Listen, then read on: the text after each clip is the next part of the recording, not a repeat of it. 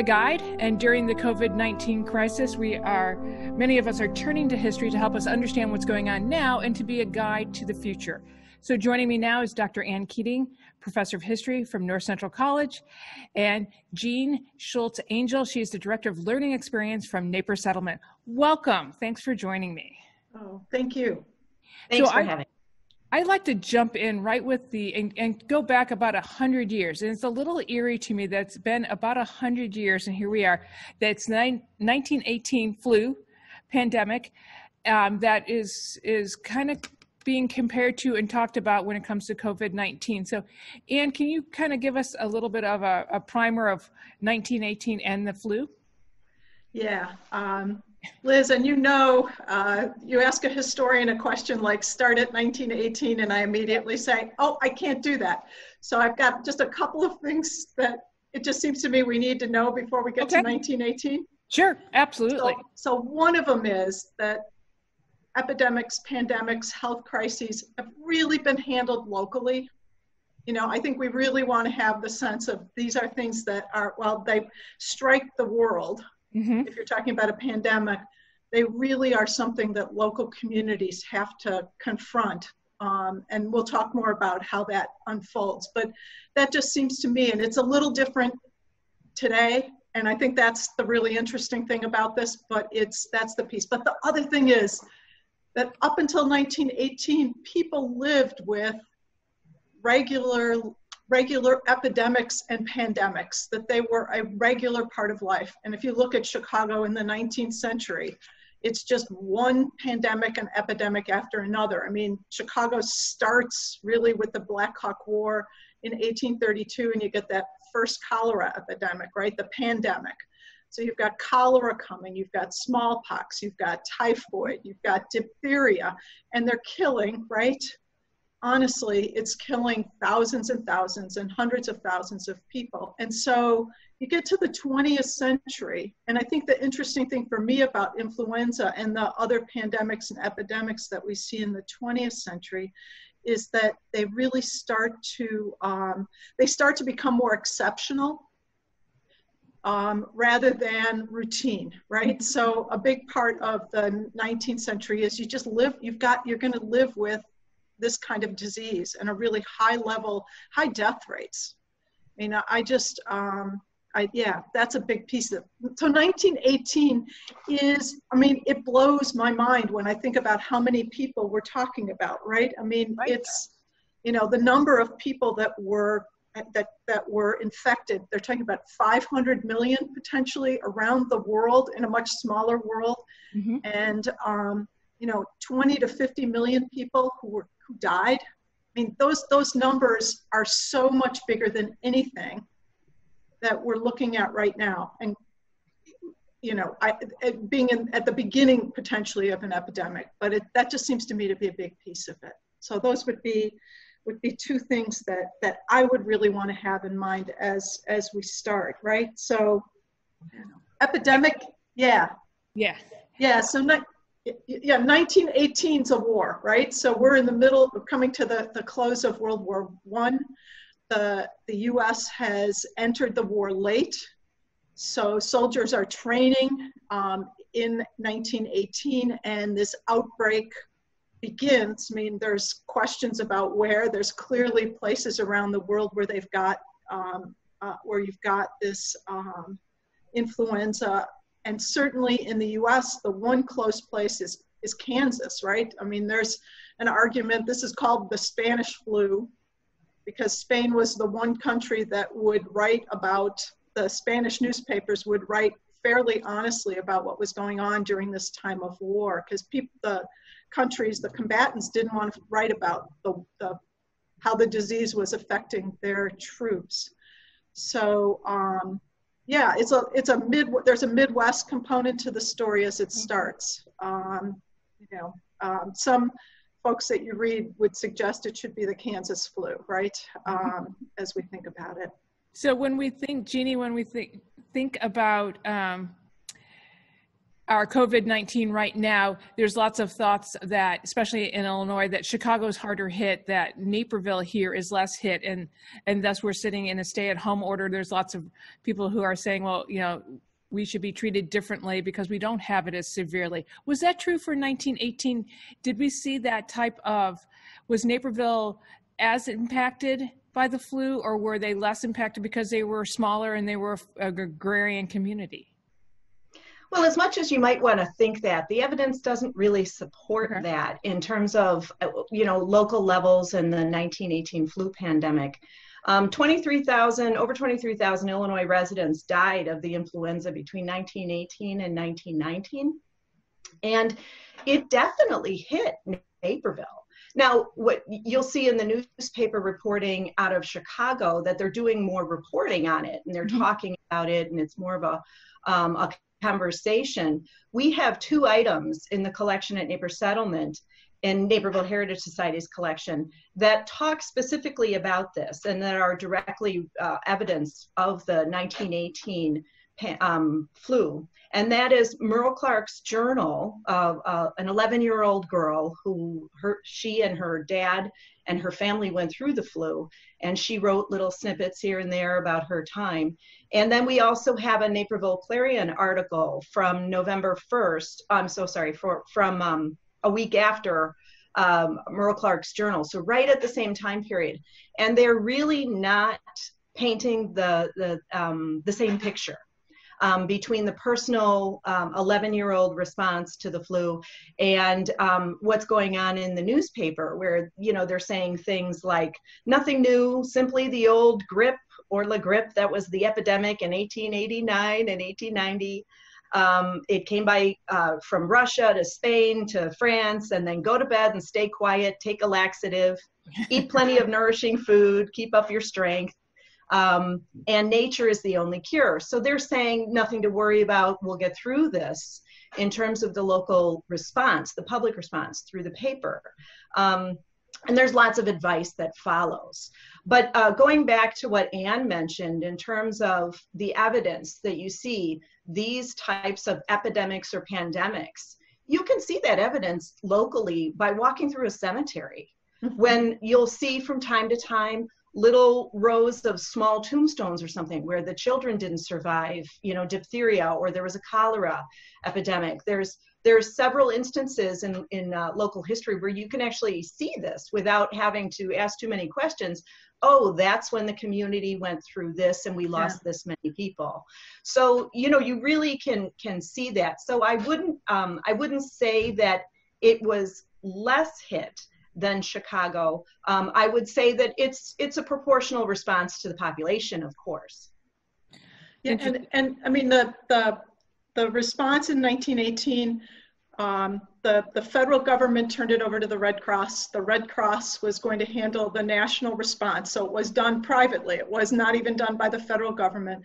And then it's the state and then local boards of health. So it's really local boards of health that were making decisions about whether things were going to get closed down or not.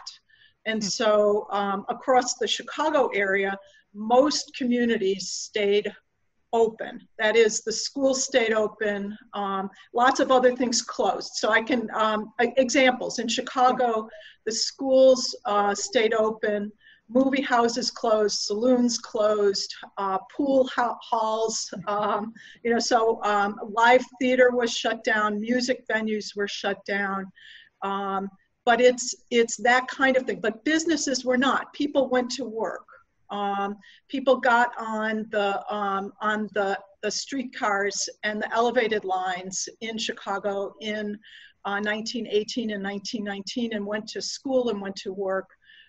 So that's really different from this stay-at-home order. And I think the big thing, and it comes back again to think about this, is people had going back to what people wanted, what their response was going to be, people didn't know, people had no expectation that there was going to be a cure.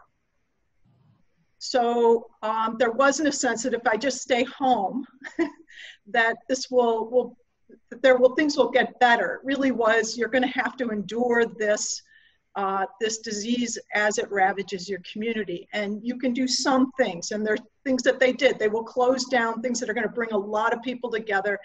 but there wasn't it's a very different sense in that way. I mean, the college, so it's interesting to me because I went and took a look at the North Central at the college paper too. And the college doesn't close down. The number of students who come to school seems to be down, although going back to Jeanne's point, not really, the paper's not making that crystal clear. Mm-hmm. But people are getting sick. So people have, they're described as the influenza, but often it's pneumonia, right? Or the flu. And in one case, a mother comes to take care of her student when she gets sick, and other students are recovering. So it's very much something that's taken as a part of being in school during 1918 and into 1919, and was really just an accepted part of, I don't know, the risk that they were all taking. Now, the big difference, of course, another big difference is there's a war, right? So the big thing that the college is really wrestling with is World War I, all the young men that have volunteered to go off and fight in the war, and then also the risk of influenza to those young men and the people around them. So at North Central, they're running a training center. So they've got hundreds of young men who've come to the college to train for the Army. And that's a hotbed. So it's really these Army spots are the hotbeds in the, from my perspective, in Naperville, but across the Chicago region, right? So it's they're the places. And so on the college campus, they set up a hospital in the old Science Center. So, you know, in one of the old buildings on campus, in one of the rooms was set up this hospital, and they described that process. And from what I can see, again, to Jeanne's point, the number of people that have died here is not all that high. But again, the number of kids, the young men who die here are in large measure tied to their soldiers. Mm-hmm. You know, they die one place or the other. And, you know, they're writing, the soldiers, the young men who had been at North Central the year before and are writing, you know, there's two guys from Texas who write into the newspaper, and they're talking about how, you know, one of them's in a camp that there's 2,500 soldiers, and he's estimating 2,000 of the soldiers have the influenza. And he's like, there's no one to take care of us. You know, I mean, it's that dire. And so that's the kind of connection that people have, is to be connected with these soldiers. And there's local soldiers that are casualties of the flu. Edward Carroll Babst and Arnold Paul Hildebrand, both World War I servicemen from Naperville, died 3 days apart of influenza at the Great Lakes Naval Hospital. Right. So, you know, there are these casualties in a direct result of these people bunking together, you know, these barracks where it can so easily spread. And Goldspun Hall over at North Central College was turned into the barracks, and then converted to a hospital when it became a problem. So there is local reaction because of the 1918 pandemic that's happening. So I find it interesting that the things that help people endure through that time are the things that we're doing right now: social distancing, face coverings. You know, they weren't the N95 masks, they were a handkerchief at that, but those things still work. But I think the most interesting thing is, to your point, Anne, is the expectation. We don't expect to have this happen now we're in 2020. We expect, you know, modern medicine to intervene where that was not the expectation. No, I think that we really, the 20th century has been a century. The 20th century was a century of learning to live without epidemics and pandemics, mm-hmm. and getting them under control, using antibiotics and other treatments to really clamp down on the number of people. And it's absolutely the case, right? I mean, when you think about from 1918 forward, we just don't have the numbers in the United States, and certainly here in the Chicago area and Naperville. And sanitation helps with that as well. Sanitation measures that have just went from literally, you know, feces in the street to actual clean running water, regular bathing opportunities for dense populations. There's all types of sanitations advancing, whereas really mitigating those chances of a widespread pandemic.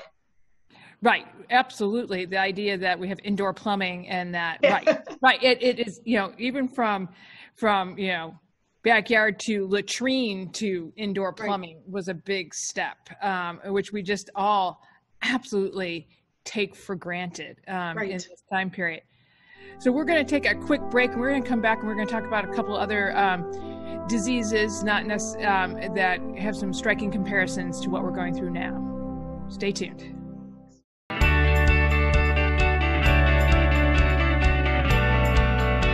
In Naperville, we know that community counts.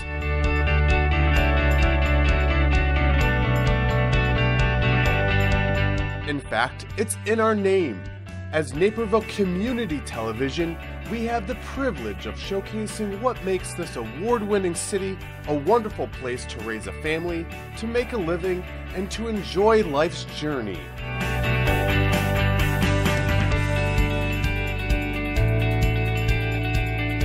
That's why it's our mission to capture on camera those special moments that connect us. Those stories that impact our lives, stories you won't see anywhere else. So watch Naperville Community Television on air, online, and on social media. So we're back. I have Dr. Ann Keating from North Central College and Jeanne Schultz Angel from Naper Settlement joining, and we are talking about history and what we can learn from the past that can help us with the future here now in this age of COVID-19. So one of the things that comes to mind when we're thinking about flus and other diseases is polio. I remember my grandmother talking about polio and how they worried about every summer polio coming along. So how does a disease like polio differ from the flu or what we have now, COVID-19? Or is it just another epidemic or pandemic that we just call polio instead?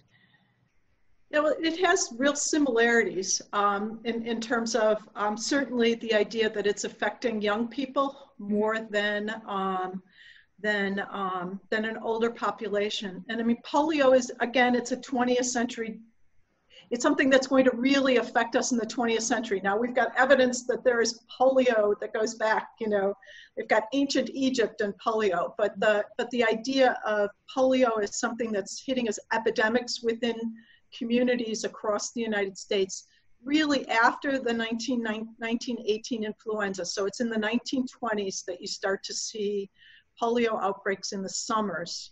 And it's really something that's going to pick up in the 1930s and 1940s and into the 1950s. So it's 1954, 55 when you finally you get a vaccine. And this story is really different from influenza, where you just see the herd immunity. So we hit a point where we are where it just kind of dies out. The influenza does. In the case of polio, it's going to come back for years and years and years. I mean, it affects everyone from FDR, right, to lots of other figures. And it's something then that was very much feared. And it's going to affect, in the Chicago area, we definitely see it in the 1930s and 1940s.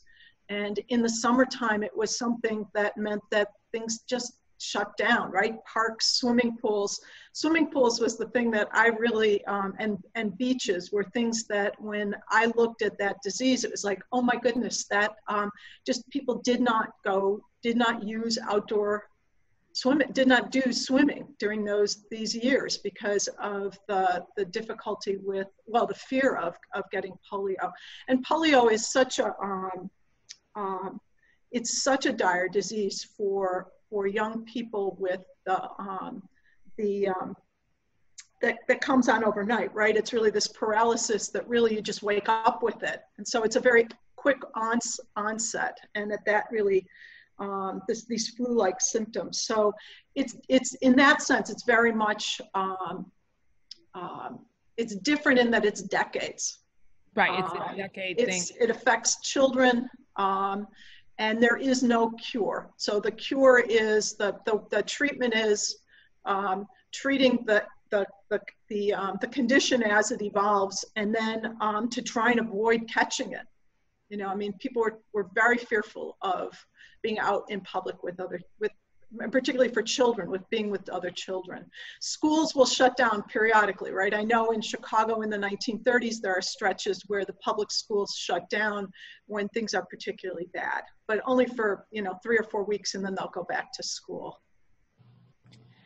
Well, I think it's interesting too that with polio, again, there's 3 strands of it, and 90% of people could have polio and recover from it without the paralysis or even knowing they're having it. Much a little bit with what we're seeing now with COVID-19, that 80%, 85% of people exposed to that have mild symptoms or don't even know they're asymptomatic. It's the 10 to 15% and that are really very much impacted. Jeanne, what was Naperville's response with polio? So it's interesting. In 1952, DuPage County sort of hit a peak with its worst polio outbreak with 130 cases and 14 deaths. So, and in 1952, of course, the population of DuPage County isn't what it is today. Right. But in Naperville had an interesting moment in history. In April 1954, the Illinois Health Department announced that DuPage, Peoria, and Winnebago counties had been selected in a field study for the Salk polio vaccine. Wow. And the project was designed so that half of the students would get the vaccine and half would get a placebo shot. 9,000 first, second, and third graders in DuPage were selected to take part in the trial. And a woman going by the name of Mary on a website for polio pioneers describes standing in a line at the school gym in Naperville waiting for the injection. And she describes most of the parents and children as happy to take part because polio was so incredibly terrifying.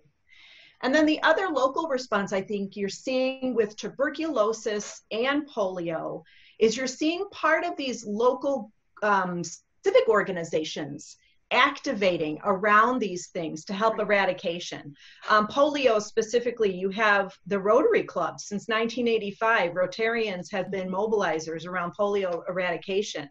And then with tuberculosis, you have the Naperville Women's Club that are raising money towards stopping tuberculosis or mitigating the problem that it is. So you've got some of this civic organizations sort of starting to coalesce around these problems, these public health problems.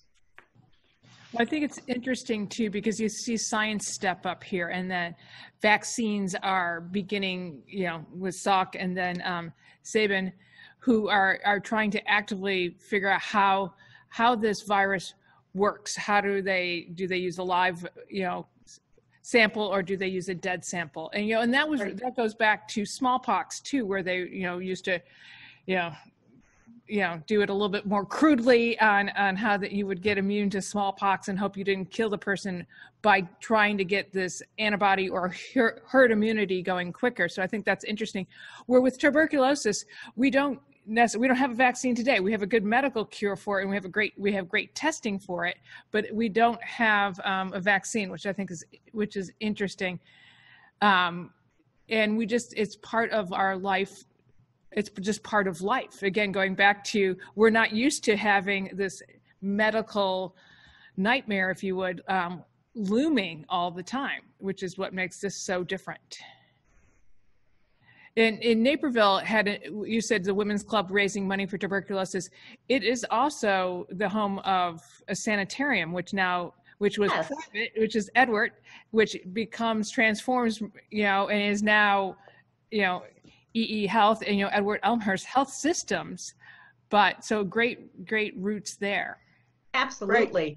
Eudora Gaylord Spalding actually purchased 40 acres of her farmland, and then she opened the Tuberculosis Sanatorium, Edward Sanatorium, and it had 15 beds. That was 1907. And so by the 1950s, it had converted to a hospital. But there's definitely a basis there. There was a need, and there was something where she wanted to offer those open air treatments that were so popular for tuberculosis.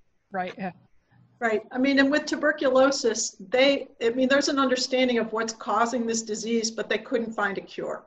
To your point, that's something that's not achieved, right? So you may understand the disease, but you may not be able to cure it. So with the Edwards Sanitarium and is private, but what you see across the Chicago area then and across the country is also Department of Public Health officials founding these sanitarium across the country, but they're again that local response. It's private, and it's also then the public officials who are responding in that way.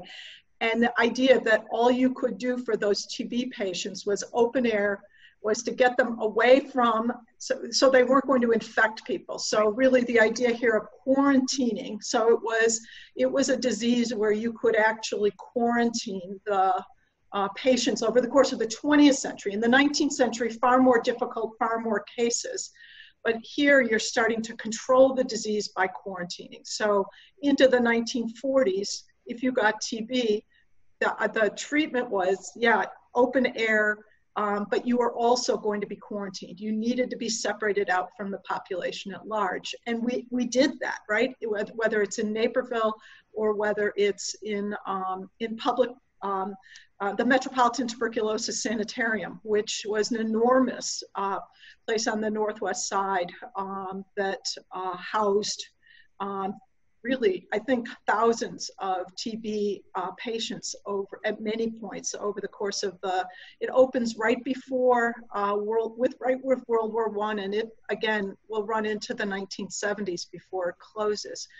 I mean, the thing about TB that's also interesting to me when I think about this is it's a disease that's going to be more dire for people who don't have access to healthcare, for people who live who don't have access to better living conditions. Right. So healthcare and living conditions and food. So TB was a 20th century disease that you could see. Race and class played a big piece of who got TB as it moved on over the course of the 20th century. So it's another piece that we can see connections with COVID in terms of thinking about the ways in which it disproportionately affects, an epidemic like this disproportionately affects parts of the population. What's interesting with TB and the sanitariums, because they were looking for the disease to go dormant. So you could go in there, it could go dormant, you would have less symptoms, you would reach, and then go back and forth for several years because they were trying to get it to go dormant. Right. An interesting approach for that as well. And, both of those diseases, one gets a vaccine, one gets better treatment, which all goes to, again, medical science helping us along the way. And it takes time and it gets going. But the other thing is moving us a little bit down the timeline. Yeah. In the mid 80s, AIDS comes along. Something that hits a very unique population, but we have big fear. I mean, I think that is one of the times where I really remember the population being very fearful because we had no idea. There was misconception about how it was spread, and people were, warned not to touch or talk to people who might have AIDS. And then miraculously, or not even miraculously, but, quickly from the mid 80s to now where it's, HIV positive and AIDS, very, very manageable. We don't have a cure for it, but boy, did we rally to get it tapped down and going. So how does that compare across, from flu to polio, tuberculosis to COVID-19? Was that a mid-century, pandemic or epidemic? It's without any question, it's the last epidemic of that's going to hit the Chicago area and the United States in the 20th century, and probably the Western world. So it's a big story. And to your point, Liz, that in the 1980s, it's a story of first identifying it as a disease, so it's not unlike what we're seeing in the last few months, then figuring out what the symptoms are, the things that are that compose this disease. And so it's in that way very reminiscent of the experience that we're having now. So it's like, what is AIDS, right? What are the symptoms? What is, and then how is this disease transmitted? These are all pieces of learning about a disease that we can go back and think about, right? Because it's something that some of us, at any rate, can remember that was a part of how to deal with a new disease, with something that's just coming across and we're experiencing. But again, in Chicago, thousands of people are going to die, right, of this disease. I think 1997, 9,000 Chicagoans died of AIDS. So it's a significant number of people that are losing their lives over the course of beginning in the 1980s and into the 1990s, until treatments evolve that are going to be able to make it not as much of a deadly disease, as much as one that can be managed. Again, this idea of then identifying who's going to be at risk, who's not at risk. And I see real parallels with the world that we're living in today, is who's likely to get this, who's not likely to get a disease, and not having answers to those questions, I think, brings up a lot of fear on the part of individuals and how they manage our initial responses to diseases. And in this case, with AIDS, that it's seen to be something that's very much a part of the gay community, is going to be is a very powerful part of this story. And we're still seeing how this will play out in comparison with COVID, but it was, that's a big piece of that. And in terms of Naperville's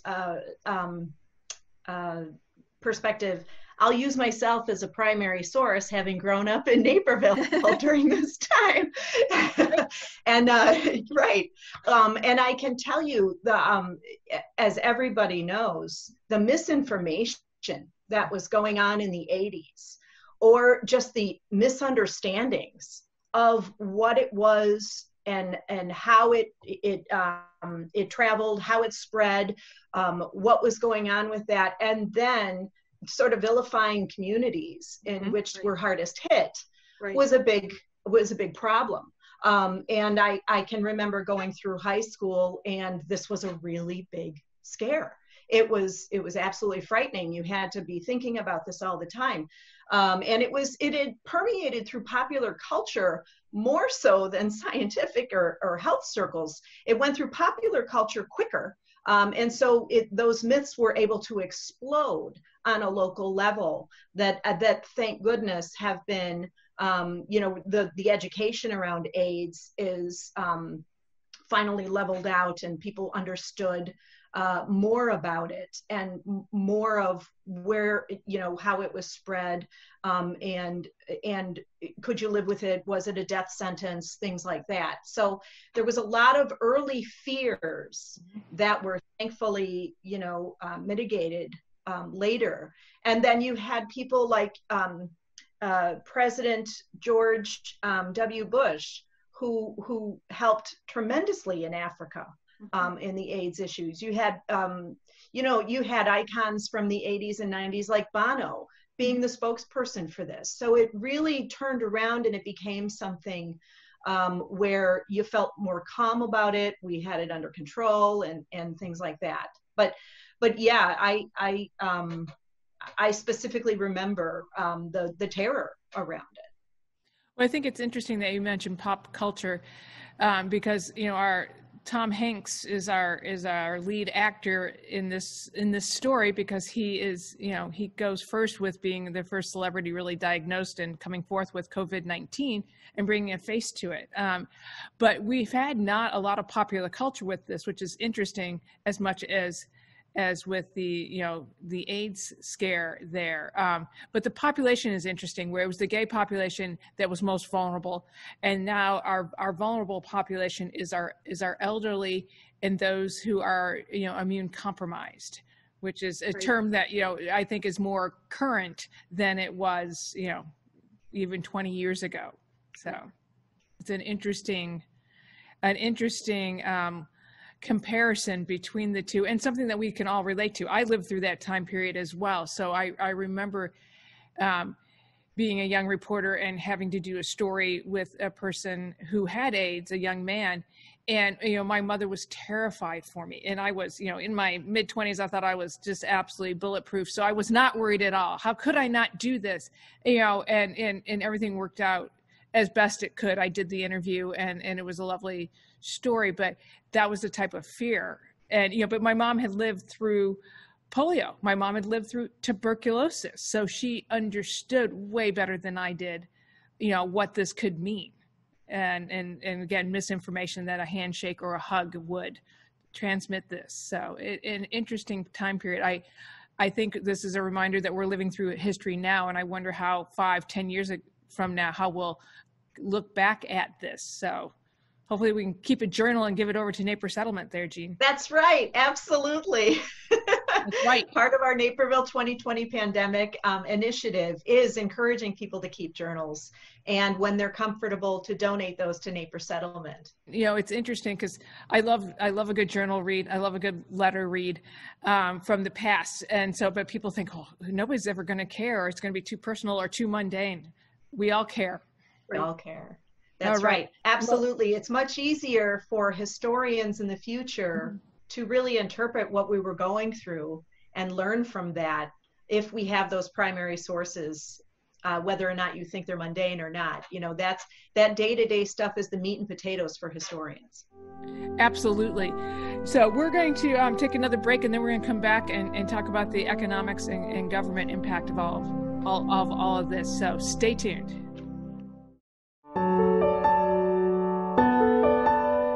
While stores, parking lots, streets, and playgrounds sit empty as we shelter inside, it's important that we keep our hearts full of love and compassion for one another, and full of hope for brighter days to come. If this past week has demonstrated anything, it's that Naperville is a strong, resilient community that will only be stronger together. NCTV 17 is proud to share your positive stories. Stories of neighbors helping and protecting the most vulnerable. Stories of everyday citizens giving back to our medical workers and first responders. Stories of homeowners doing whatever they can to spread messages of kindness and hope. So let's continue to come together, even when standing apart. For what awaits us is far greater than what faces us.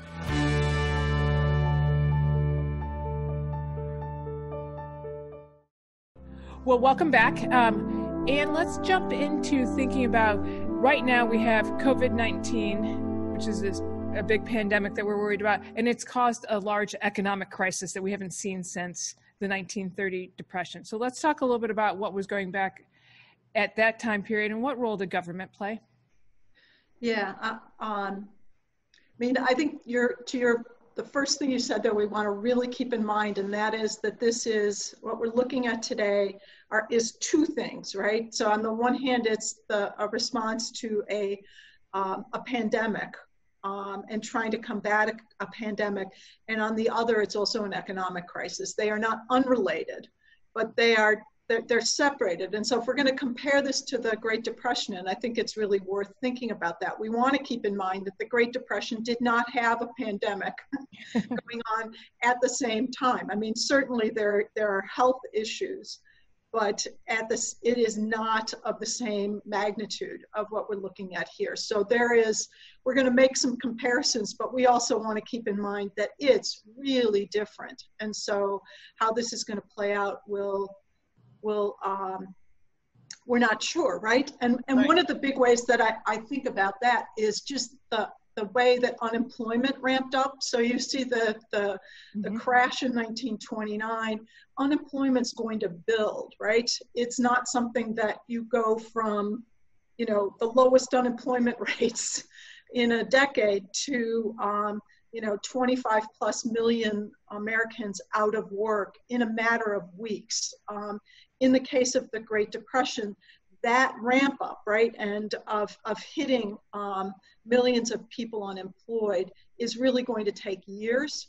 Right. So I think that, to my mind, and so the response that you're going to get to the Great Depression from the federal government, and again, it's interesting, right? We've been talking here about the response to pandemics and epidemics, and what we've really seen is, in large measure, that's been, it's the state and then local communities and then private efforts have really been at the forefront of dealing with these health crises. But in the case of the Great Depression, for the first time, we're really seeing the intervention of the federal government, in large measure because, and it takes a while, right? So in the Great Depression, after 1929, in 1930 and 31, it's local communities, local governments that are responding to people being unemployed, people not being able to pay their taxes then not being collected, so you can't pay your police, fire, and teachers, which is a huge problem in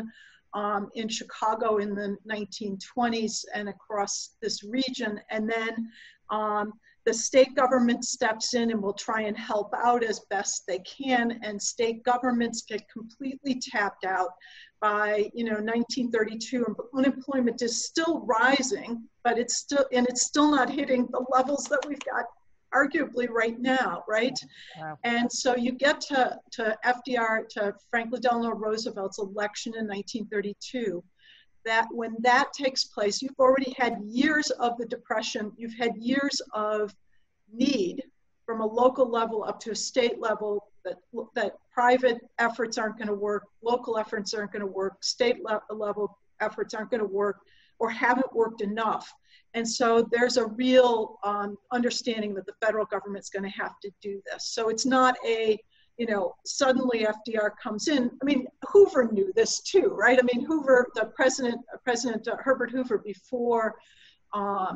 before 1932, was well aware of these issues and was trying to address them, not as dramatically as FDR is going to try and address them. And FDR is going to work, in a number of ways, right? He's working behind with industries and with trying to organize industries and banking and finance to get the infrastructure going. And at the same time, he's working to help local and state governments stay afloat. So we got, the business end, the government end. And then I'd also say another big piece that I see when I think about the New Deal is putting people to work immediately.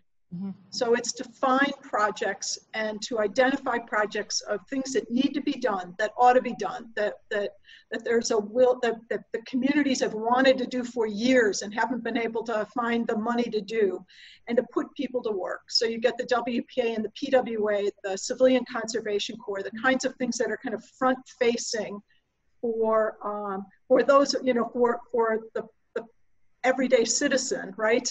Not probably as much interested in how the banking industry is reformed or how businesses, sectors of industry are helped, but they certainly see that their state and local governments are getting aid, and they also see that there are jobs that are being produced by programs like the WPA and the PWA. Jeanne, how does Naperville respond? I think we're all thinking it's a farming community, so it's less impacted. Right. Yeah. And you do have some of that. Your largest manufacturer is Kraler Manufacturing. It had 700 employees. And for the first part of the Depression, they actually do the work sharing rather than trying to firing people and things like that. But, there's a lot of problems trying to keep jobs because the demand for furniture has plummeted. Their production, their business dropped by 50%. So, in response to that, they do this work sharing, and other industries also do the work sharing. The agrarian community in Naperville is, you've got 1,200 dairies averaging 111 acres. and they're family farms, so they're weathering through. One historian, Doris Wood, describes the Depression as sneaking up on Naperville, as they were spared from many of the early economic and cultural shocks of the Depression. And as far as keeping people employed, Centennial Beach that the Centennial Beach and the celebration of the 100 years of Naperville's history, right, was a big proponent of keeping people employed. And the project challenged the community. They had fundraisers and things like that. And so there's a lot of this kind of coming together in Naperville. The city of Naperville also decided to construct a new bridge at Main Street during that time, and it employed 100 men, cost $22,000, but you had to live in Naperville to get the job. So they're really, this sense of local helping their own is definitely happening throughout Naperville. And so, but Centennial Beach became the second biggest revenue generator for the city during that, by 1936. So it's interesting that a lot of what's happening across the country is happening on a local scale in Naperville. But at the same time, the funding for that's coming from the federal government.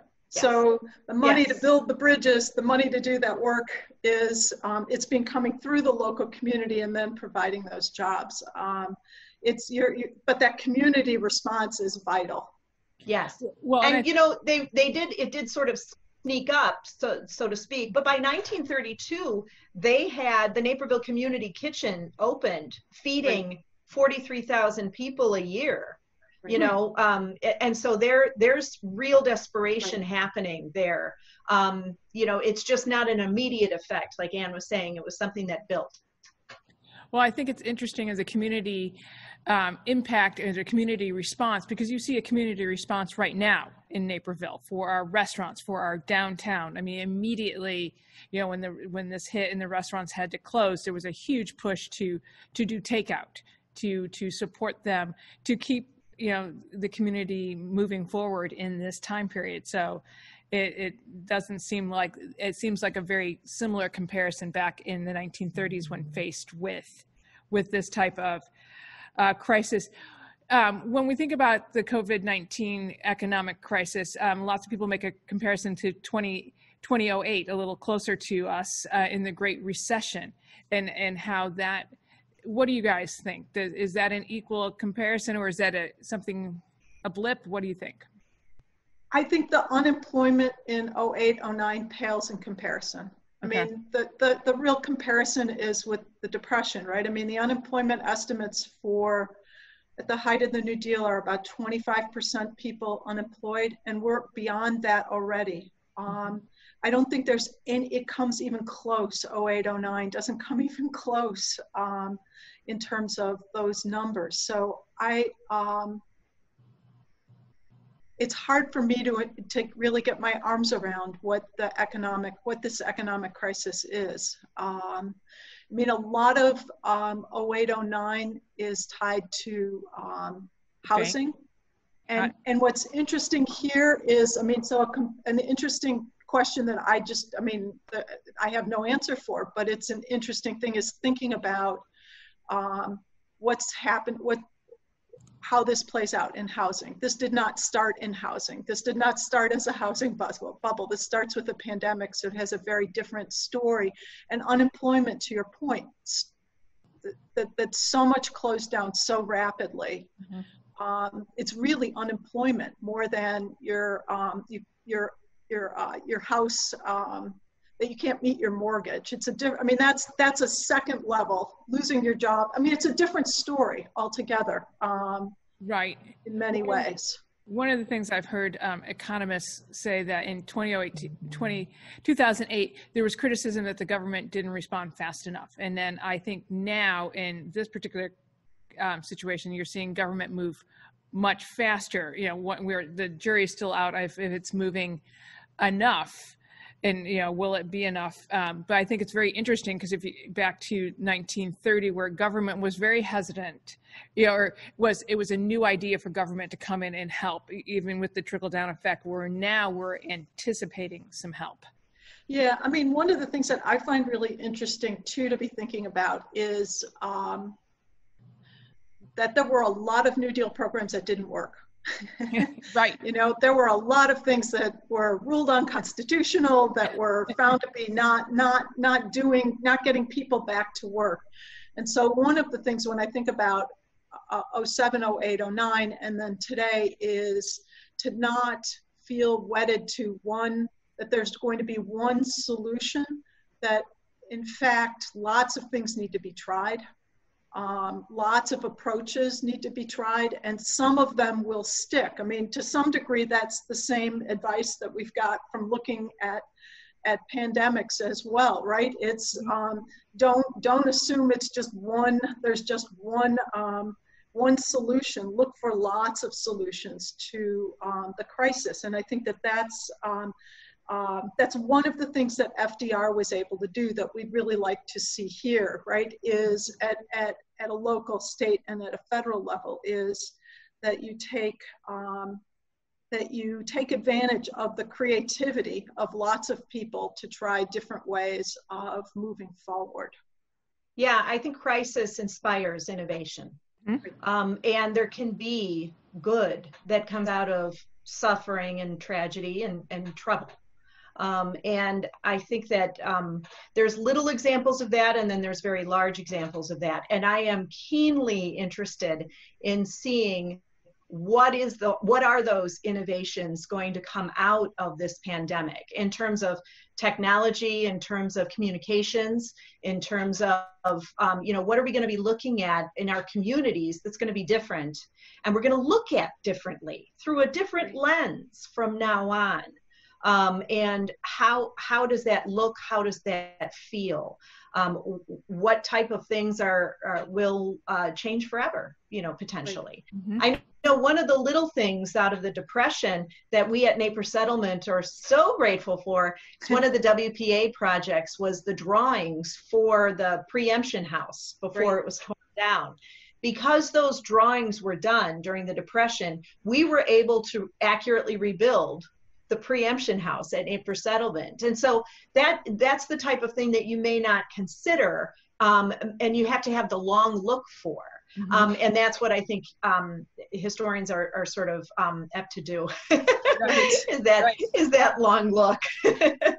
Not so much, it's great to be able to look into that crystal ball and see and try to guess. The other thing that happened right after the 1918 pandemic and World War I was the Roaring 20s. Mm-hmm. And I've been asking myself, am I seeing signs of speakeasies in the news? And are these types of things, is there going to be a breakout factor in the zeitgeist of America? What is that going to look like? I have children in their 20s, and what is that going to be for this next decade? Are we going to go through another Roaring 20s, which I hope not, because there was a lot of problems with that. Right. Well, but we're it's funny because it's 2020, and it's so lots of thought about the Roaring 20s when January rolled around. So that is an interesting thing. I think about with the economics of all of this is the role of our global society now. That I think many of us think that in the 1930s that the global impact was not as much, or wasn't there, but it was there. We weren't the only country having a depression at that time. Right. And the response, different responses to the Depression yielded very different kinds of societies, right? So you've got Stalin in the Soviet Union. You've got Hitler's rise in Germany. You've got Mussolini in Italy. There's a certain element of that are based to some degree on fear. Mm-hmm. And so the question of how you respond, whether you do it in a a reassuring way that's going to be inclusive, or whether you're looking to scapegoat groups and identify people that are going to be to blame for something that's happened, are challenges that I think we really face right now. And we can see the analogies to the 1930s, that led directly, but they're not analogous. They're lessons to be learned there, but certainly it's not the same.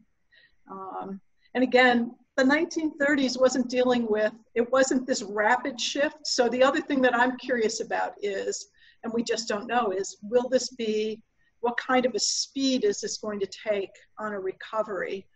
And we don't know. We don't know what the story is with the COVID virus, and how and what kind of a treatment or cure can be found for that. So it's lots of open questions about that. But yeah, the 1930s offer us, I think, a cautionary tale about thinking about who to blame and how to rebuild. Right. Well, and I think science has changed so remarkably. Yes. Over the last 100 years, between, within weeks, we knew what this virus was. They had a DNA map of this virus. In 1918, they didn't even know it was a virus. So, and then, they could immediately start figuring out, how to map it, and then thinking about a vaccine, which I think gives us great hope that this will be a quicker turnaround. There's been a lot of comparison to the 1958, 1959 flu. That was a very short-lived, and then economics popped back up, but I don't think it was at the magnitude. Again, it's the rapid closing and the loss of jobs and that unemployment number being so high that is the differentiating factor, I think. Yeah.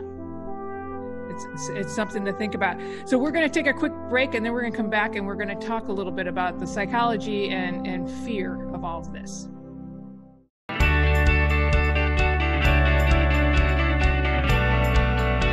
In Naperville, we know that community counts.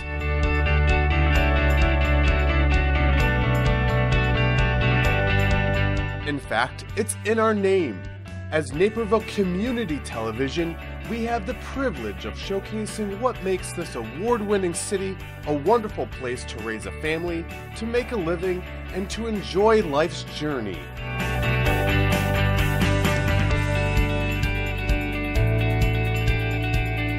That's why it's our mission to capture on camera those special moments that connect us, those stories that impact our lives, stories you won't see anywhere else. So watch Naperville Community Television on air, online, and on social media. And we're back, and we started talking a little bit about fear when we were talking about the depression in our last segment. So let's talk a little bit more about how fear plays a big role in what we're facing now and what we've seen in the past. Who wants to jump in first? Yeah, I find I go back to 1919 when I'm thinking about this with the 1918 influenza epidemic, because I think there's some really interesting parallels.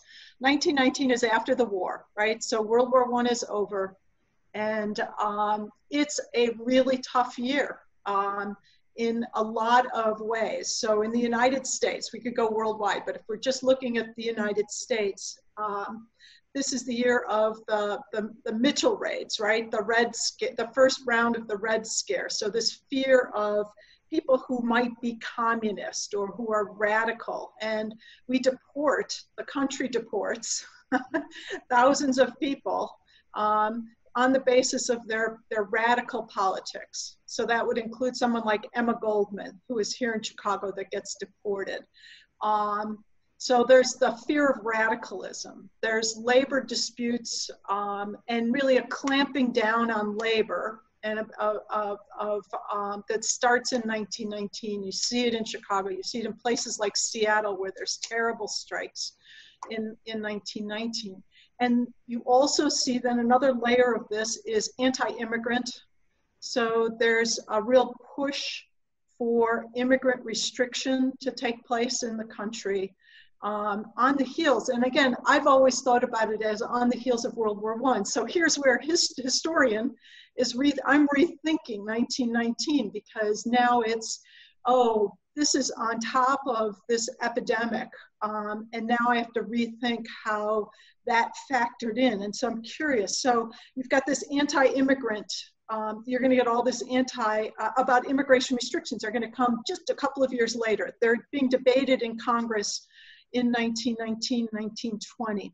And then the last piece of this in a place like Chicago is the race riot of 1919, right? So the racial strife between Black and white residents of cities like Chicago. And Chicago's got one of the worst race riots in July of 1919, which in fact is just weeks after the petering out of the flu, the influenza pandemic, because that goes in 3 rounds. So it's not just over in October of 1918.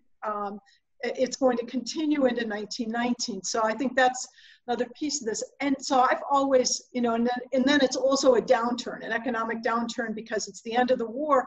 But again, I'm rethinking it now, thinking about what role does the flu epidemic, pandemic play in all of this. And I think that's, there's a lot of fear. 1919 always struck me as one of those years in American history that we fell prey to our most basic fears of other people, and that somehow someone else was to blame for the misfortunes that any group was feeling.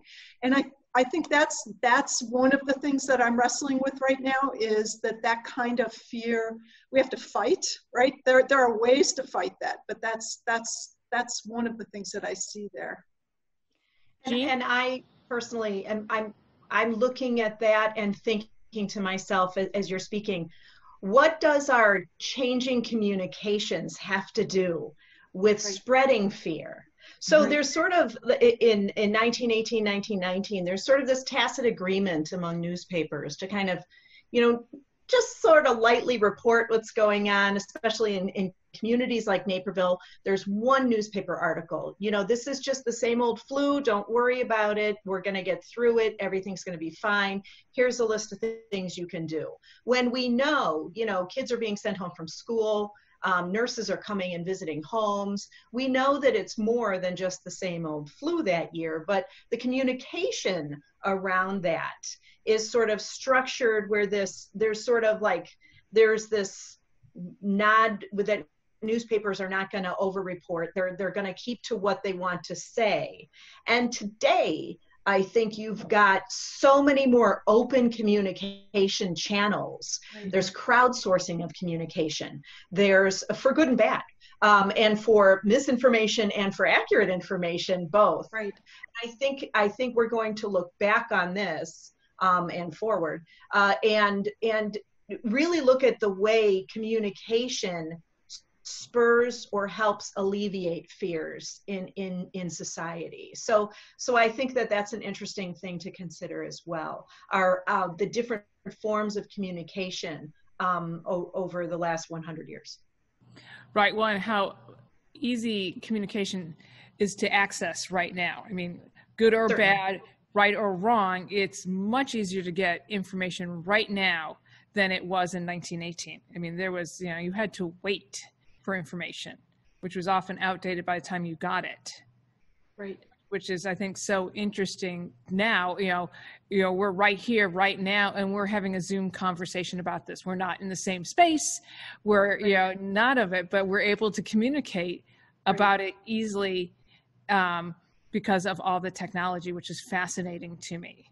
Thinking about the radio, right? And just someone like, I know that the North Central College president during this time period, Edward Rawl, who was just completely fascinated with radios. And as you're talking, I'm thinking, well, that's an interesting piece of this. Again, I'm rethinking the history that I know from other perspectives, right? And that's one of the wonderful parts about doing history, is that something changes and then it's like, oh, this is not the same. This is a very different story than the one that I thought. And now I'm thinking, well, one of the reasons why Raul might have been so interested in the radio was the idea of being able to have that kind of immediate communication in a world in which he'd had to work with letters and with, and where you were trying to quarantine, right, during those years of the pandemic, that you would have an interest in having that more immediate communication. And the popularity of radio that's just coming, right? And the explosion of people having telephones, right? So it's a very interesting picture here that you start to see emerging of people wanting those kinds of connections outward. And I don't know whether it's as a part of that is looking at something like this, this pandemic, the 1918-1919 pandemic, and saying, I want to be more connected. Even if I can't see someone face to face. And of course, it's very different today. Right, where we probably see too much of one another, right. Well, and I think going to the radio, and President Raul, I mean, I think he was a huge communicator back then, yes. Everything. So for him to want to have information sooner from a wider world fits his personality so much of what it is. But as we think about communication and news, whether good news or bad news or wrong or right. The other thing that communication can, with misinformation, can lead us to is blame and blaming groups. As you said before, we want somebody to blame, and sometimes communication can get that blame game going much faster. Right. And I think about, where this COVID-19 originated in China, and now our nation's reaction to that with a rise in racism towards Asian populations. Right. Let's touch on that a little bit. I mean, that I think instantly World War II and the Japanese concentration camps here. Well, I was going to say Naperville has a connection with people who were in those internment camps. There was a small group of people who came to work in Naperville during World War II. On the mushroom farms and things like that. And so we have evidence in Naperville's history of people coming here due to that fear and blame, and and in the horrible way Japanese Americans were treated during that time. Anne, your thoughts on this? Another thing that was and it kind of segues back to actually thinking about newspapers, right? And the limited newspaper coverage that the pandemic got in 1918 is, the control that had, right? And the idea of a limited number of people controlling the stories that we hear. And how much that changed, and whether that was a good or a bad thing. I don't know. Maybe it's a better thing that there's many more lines of information coming at us. We have to. I'm gonna go with it can lead us to be more tolerant of difference, I guess, or not. I'm just not sure.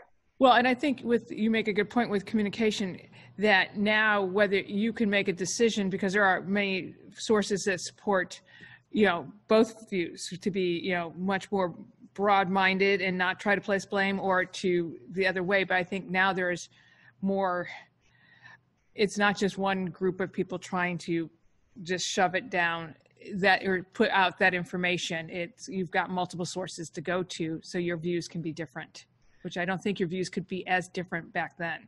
I mean, another interesting facet to this is that because it's a pandemic and that has an effect locally, and that you are very much affected by what your neighbors do.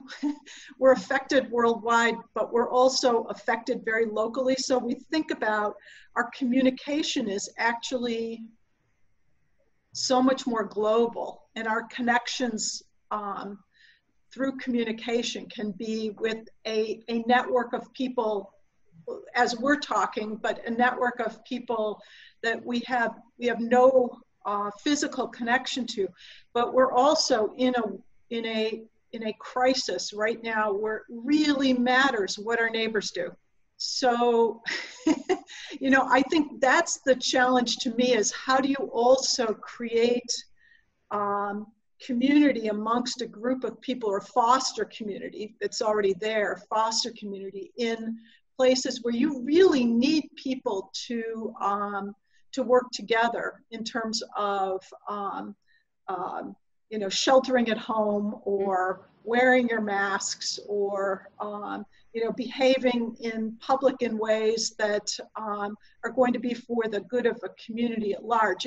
There's a global level to this story, but because of that this is a physical disease, it also remains so local, and also that our healthcare response, right, has got to be so local, so that it's to me, I think part of the challenge is that so much of the local story angle has gotten lost in the quick changing media landscape.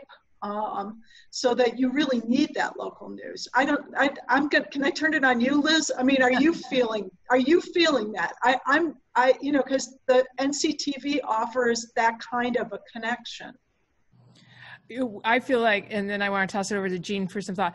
I feel like our role, NCTV 17's role, has never been more apparent and important, because we are wanting to report on Naperville news. There's a lot of things happening in Chicago, and they're in a different situation than we are. And I think that is the key thing, is that Chicago's in a different situation with COVID than we are. So we want our local news. We want to know, where is it in Naperville? How many cases do we have at Edward? How many of our nursing homes are impacted? And so in this case, again, it goes down to, how is this impacting my city and my neighborhood? How much of a threat is it here in my community? Right. Where it's I think some people, and I think this may be a little bit of an error, that we are thinking that we don't have nearly the threat here in Naperville as we do in others, in Chicago, and we're forgetting how quickly we can cross-contaminate ourselves. So I think there's some worry that way, but I think our role in local news has been proven, which is, I've said this to my staff, who's worked really hard, but we are truly living our mission right now. Right now. Right. Absolutely. Reporting on those on those topics, and that type of reporting, is absolutely vital for local communities.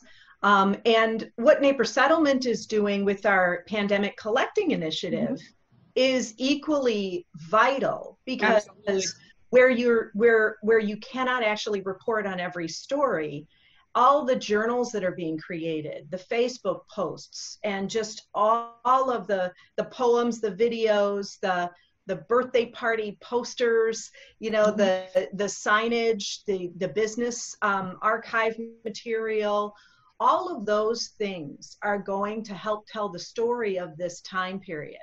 And you mentioned that there's some blame, and there's some hate, and there's some things like that may not be seen in the local news at the time that it happens. It may not always get reported, but as people are writing in their journals about the way they're feeling about things, as people in the Asian community are reflecting on some of the blame that they're getting, as they're thinking about those things and they're reflecting on that, those journals are going to be a critical part of the story in the future for future historians.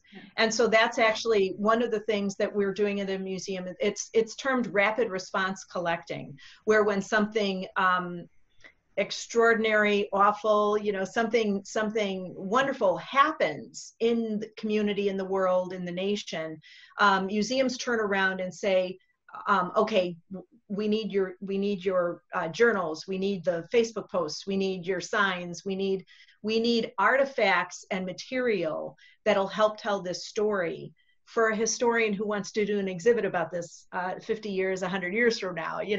What will really be the sources that will help tell this story. And so there's where I think local news outlets are so incredibly vital, but locals are vital to telling their own story and their own perspective. Just as you have the interesting parallel between what the Naperville Clarion is saying during the 1918 pandemic and what Merle Clark is saying in her journal, which is sort of contrary. You know, you've got some interesting things that could come out of this collecting initiative that we're doing at Naples Settlement. So I do want to encourage people to consider donating. Right. I think it's hard for us to think that we're part of history. You know, we study history. We don't think we're going to be part of history. We're not living in history, but we are. This is a historic event and time period, and we are living through history. And I think journals and collecting, you know, give us a chance to celebrate, write down those silver linings. As you mentioned, there's innovation, but there are also silver linings that come out of all of these, of this crisis. And many people might say spending more time with their family, even their college-age children. So I want to thank you both for joining me and taking time to talk through this from a history perspective. I find that history shines a light on so many things and gives us new ways of looking at both history and what we're going through right now. So I thank you for your knowledge and your time and wish you both well. Thank you. Thank you. Thanks, Liz.